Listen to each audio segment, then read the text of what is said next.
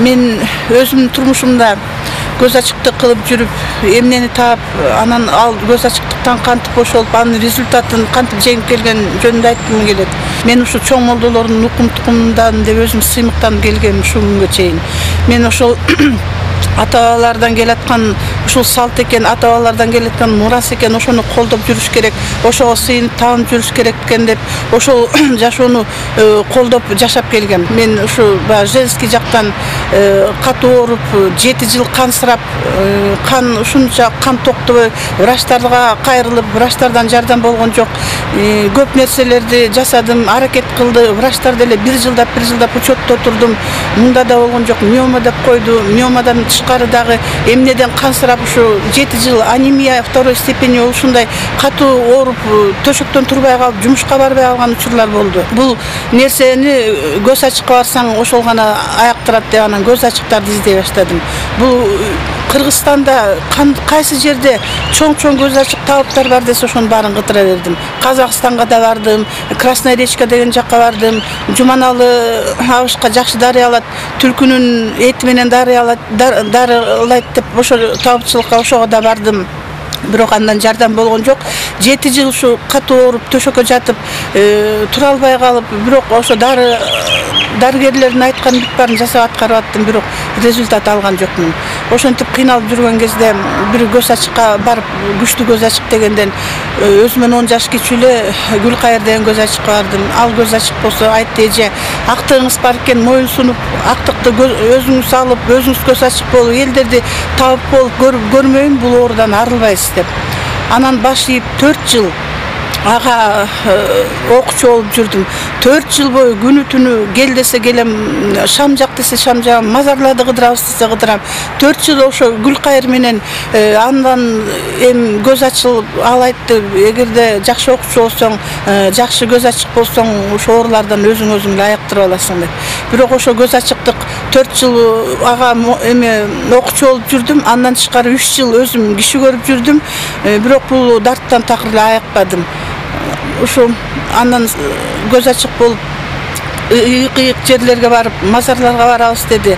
Мазарларды таласка бардык, Манастын күмбөзүнө бардык, аякка түнөп, аякка кан чыгарып, мал союп, ага сыйындык. Андан тышкары Жантай атанын мазарына барабыз дейт, буга барабыз, Шаркыратына сууга барабыз дейт, ага барабыз. Ар бир барган жака эле кой союп, кан чыгарып эле, жыт чыгарып, 9 даам алып кел дейт, 7 даам алып кел дейт, бүт дасторкон жасап алам, барам. Бирок андан дагы эч тыянак чыккан жок. Мен ошо мазарларга сыйынып, мен ойлоп турмун, мазарларга сыйынса бул Кудайга сыйынып атат деп.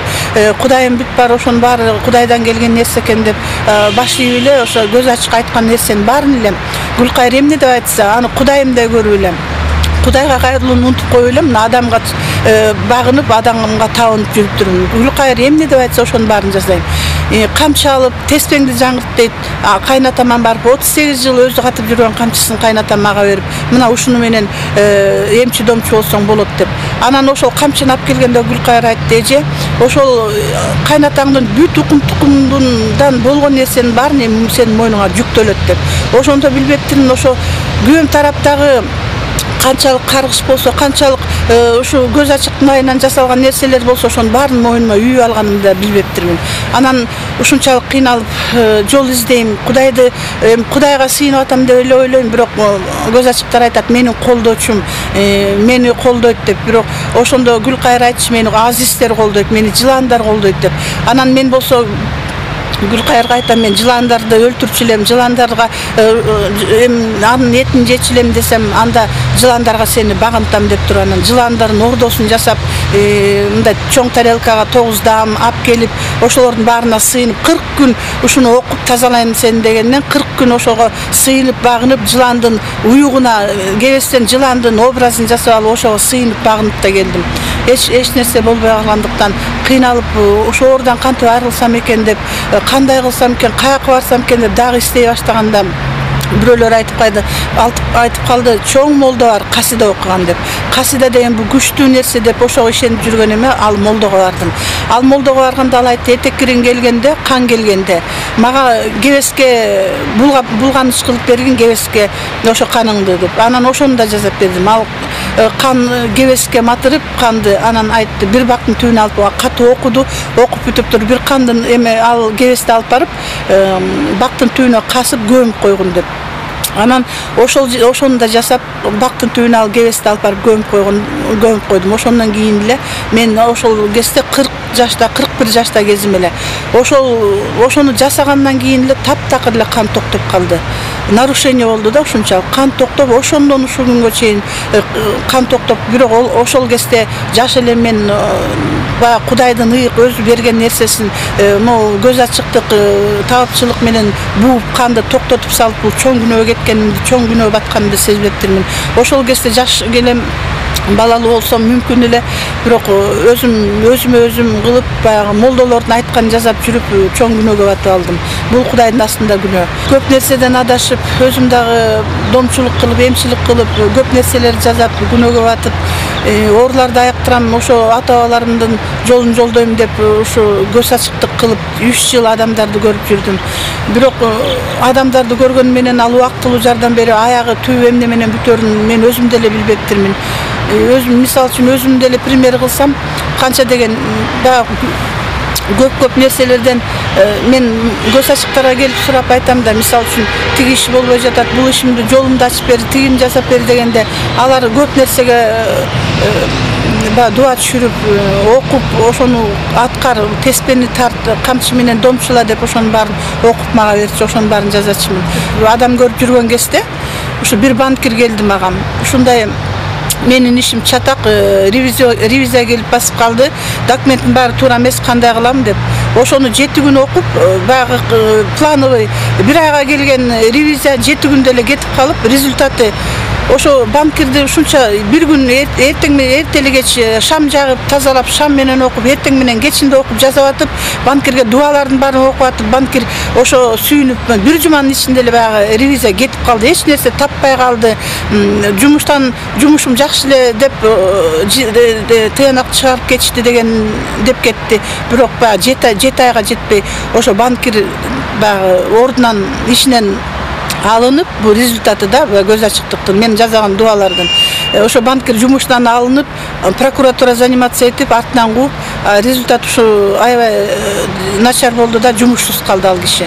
Анан мен өзүм баягы ойлодум да, ата тектен келаткан нерсени алып келатам деп сыймыктанып, бирок ошол мен деле туура эмес, түшүнбөстүк кылып, Кудайга сыйынып атам, Кудайдын нерсесин жасап атам деп келгем да. Бирок аягында кимге кайрылып, кимден жардам сурарымды билбей, ушунчалык кыйналып, мен жасаган нерселердин баары кайра өзүмө тийип, өзүм запкы жей баштадым.